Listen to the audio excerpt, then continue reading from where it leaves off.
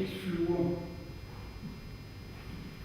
Sandheden handler om at kunne se de nære ting som betydningsfulde, som det synges om i Giro. This church service is being held in Danish and is at the heart of the Scandinavian community in Lincolnshire and East Yorkshire. Pastor Jorgensen has been resident chaplain here for 2 years at the church, which has been here since the 1880s. It's the only one outside London. We have a big Danish church at Regent's Park in London, and up here that is the only one outside London. But there's also 30 churches around in the world. It's because people, when Danes move out, they need a connection to Denmark. It's a small country, and they want to come somewhere they can speak Danish, where they can have a Danish service. It's a Lutheran church, and it's a part of the Danish church in Denmark.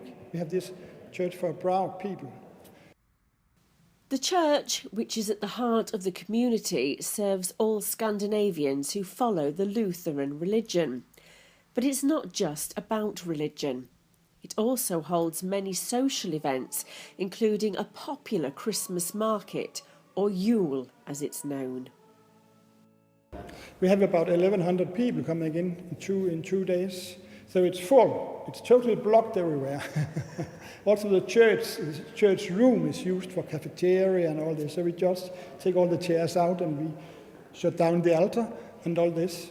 Then we have two floors. We have full of people and a lot of stalls selling Danish design and Christmas things and lunch and all this. The church is, first and foremost, a seaman's mission and offers aid to Danish seafarers. Though it's partially funded by the Danish authorities, work still has to be done to raise funds. This church is also a seaman's church. It was the reason why they sent a Danish chaplain over here to be a port chaplain for Danish vessels, Scandinavian vessels, seafarers. So that's why we have this building. It started with seafarers. Now seafarers can't come here because it's very difficult to get off board on the ship. So the local community of Scandinavian people, they use it. And we have to collect money. We get salaries from Denmark, but to have this church going, we have to make salaries. They had to make money over here. So that's a Christmas market. And every week we have a lot of meetings. We rent out the church. And we have Danish lunch every Saturday at 12 o'clock, and a lot of people coming here, also British people, not only Danish or Swedish. It's not just a church, we also have social events, and we have a Christmas market once a year, which is very important for the upkeep of the church, where we raise a lot of money. And then we also have various evening events. We have a quiz night, we have a harvest dinner where we dance and have dinner and stuff, with live entertainment. So we always have try to have something nearly every month. We might go for a hike in the countryside and have lunch in a pub afterwards, or something like that. But just to keep in contact with each other. People know if they want to be meeting other Scandinavian people, they could just ring us up and see what's happening and come along. Hannah Hamilton has lived in England since 1968, and the church has been a lifeline to her, especially as a newcomer to the country. Say on a rainy November day in 1968, I sat and felt very sorry for myself in Beverley and was homesick. And I started looking up in the phone book to see if there was anything with Danish or Denmark. And I came and I saw Danish bacon, and I wrote down, then I saw Danish church. And so I thought, I wonder what this is. So I phoned, and a kind man who spoke my mother tongue answered the phone, and I was delighted. And I've never looked back since. And it was just what I needed at the time.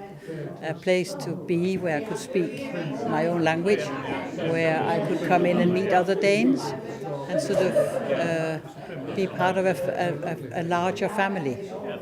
It wasn't as easy to go forwards and backwards.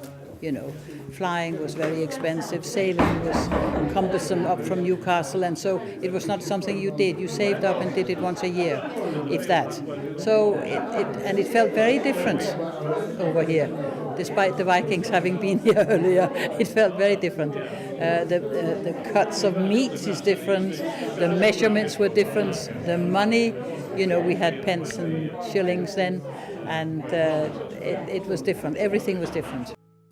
To others, the church has offered somewhere to meet new people and engage in conversations in the mother tongue. I came to Grimsby in 1961 as an au pair girl. At that time, my father's cousin was the caretaker of the Danish church in Grimsby. But they didn't have a vacancy for me, so I then got a job as a Jewish family, and I was there for 9 months. My real reason was for coming over. I wanted to be a nurse in Denmark, but I couldn't get into the school, so I had time to spare. We're very lucky. The church is wonderful. This is our Danish family abroad. As you can see, everybody's very, very friendly, and we have some lovely events. We raise money, we have fun, we do everything we could have done in Denmark, but we go to Denmark still. We've just been to Denmark. But on the whole, no, I'm very happy. I'm very lucky. I've got a super husband and a lovely family. Lutheranism is strong in Scandinavian countries and follows the belief of Martin Luther, who in the 1500s broke away from the Catholic Church. It follows the doctrine that the Bible is the final authority on all matters of faith.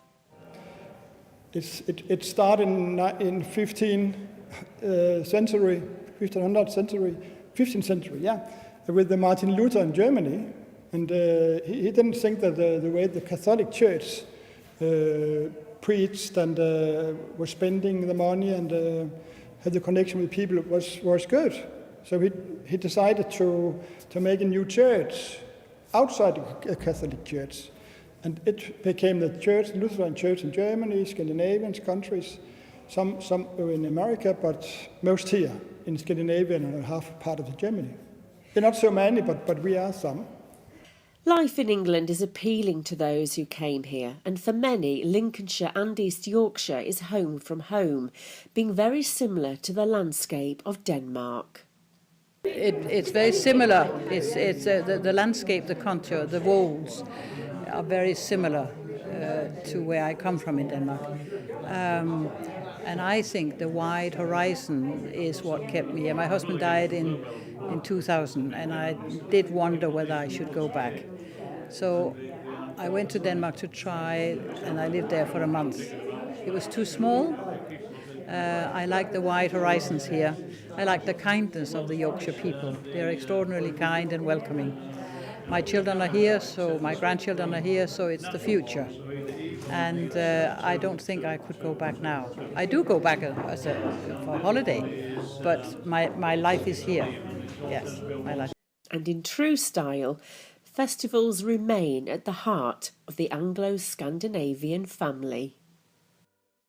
Danish and Scandinavian feast days. We celebrate Christmas on the 24th in the evening, dance around the Christmas tree, and we have lots of little gnomes called Nissa. And my children, we have always had 2 Christmases, one on Christmas Eve and one on Christmas Day. They've always felt very good about that one. And my children speak Danish, and I made them do English O-level, Danish O-level and A-levels as a foreign language, and they didn't quite much like it then, but they enjoy it now. They really appreciate having done it. And Easter, we roll eggs, went out to Westwood with hard-boiled eggs and rolled down the hill, and when they crack, you sit down and you eat them and just have fun.